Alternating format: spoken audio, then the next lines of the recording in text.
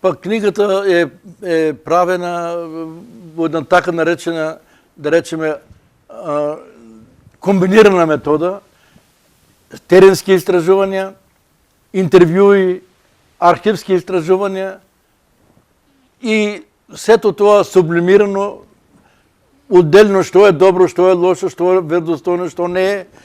И така се почна се раѓа историјата на Робово. Јас сум горд на моето село, после ќе ви кажем и зошто, бидејќи тоа било село со дух. Имало луѓе многу кои што биле пред времето. Така да, кога имало визаджи, на мајка ми на 40 дена ги снимав најголемите материјали за училиштето во Робово. Тие луѓе што седеа на маста со мене беа се возрастни, некои дури се сеќаваа на некои моменти од животот на селото, од работата на училиштето, за учителите, така да може да кажеме, користев секоја можност да забележам нешто во мојот магнитофон. Тогаш немаше кастофон, немаше мобилни телефони, магнитофон да го носев со мене и ден денес ги чувам тие разговори, може да се слушна и на сите гласно да си го слушнам. И тие ми беа најдрагоцен материјал во градењето на, да речем, тоа беа кишмата на историјата на Робово. Така.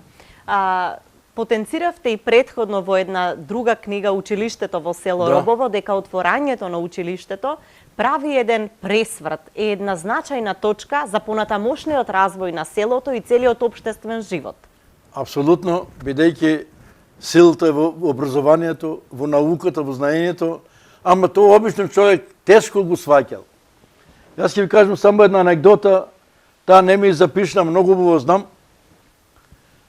Кога Дедо Мицо Караджата, овде има негова слика, ќе ја видите, дошол на идеја да отвара училиште во Робово, бидејќи тој бил многу заможен човек. Бил богат земјопоседник, вешт траговец и вешт во конверзација, во разговор со луѓето. Така да бил умилен меѓу робовчани и не само меѓу робовчани, имал во Струмица голем број пријатели, во Солун, во Серес, дури бил пријател на еден начин и на Верковиќ, со кој што често пат дури стапували во контакт. И кога го донесол учителот во Робово, селаните ги собрал. Бил голема фигура. На секој негов збор се одзивале. И еден човек прашал, Дедо Мицо, многу убаво, ама шо ти ќе научиме да читаме и пишуваме? И гледај колку пластично Дедо Мицо му одговорил.